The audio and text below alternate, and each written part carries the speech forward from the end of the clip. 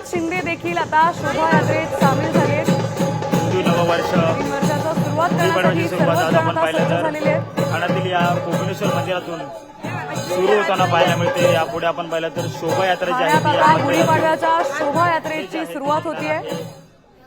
उपमुख्यमंत्री एकनाथ शिंदे या ठिकाणी आपल्याला पाहायला मिळतात। आता उपमुख्यमंत्री एकनाथ शिंदे आता कौपिनेश्वर मंदिरात ठाण्याच्या या मंदिरात दाखल झाले।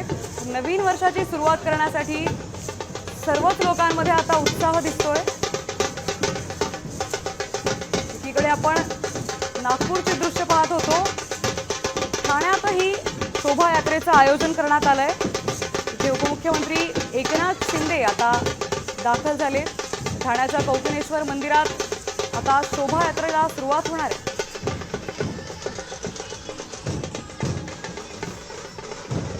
अनेक जण हे नवीन वर्षाची सुरुवात देवदर्शनाने करण्याचा त्यांचा मानस असतो।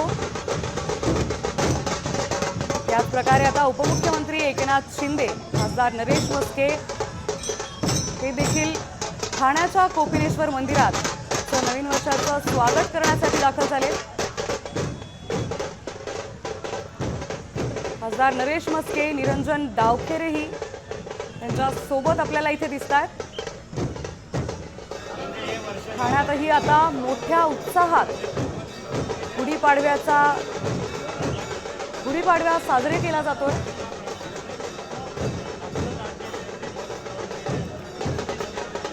ठाण्यातल्या कोपिनेश्वर मंदिरातून उपमुख्यमंत्री एकनाथ शिंदे आता शोभायात्रेत सामील झाले। त्यांच्यासोबतच खासदार नरेश म्हस्के हे देखील उपस्थित आहेत।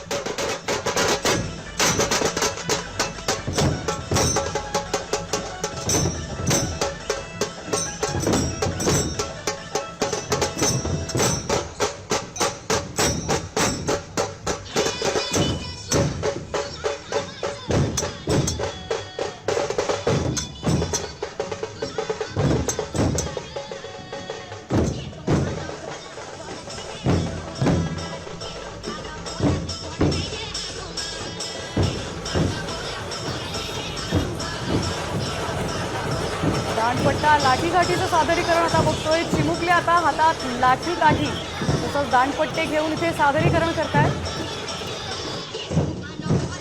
मराठी नवीन वर्षाचं स्वागत करण्यासाठी प्रत्येकच जण आता पारंपरिक पोशाखात मोठ्या उत्साहात आता सगळेच दाखल झालेत। काही महिला आपल्याला बाईकवरून दिसतायत।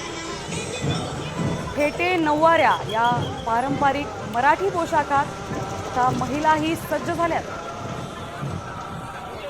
मल्लखांब, लाठीकाठी या क्रीडा प्रकारांमध्ये सुद्धा काही चिमुकले आपल्याला दिसतात।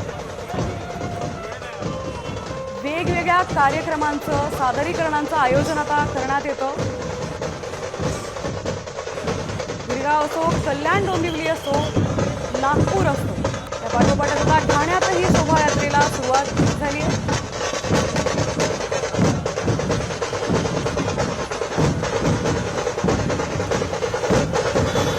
आनंदाचा दिवस आज मराठी बांधवांसाठी आहे।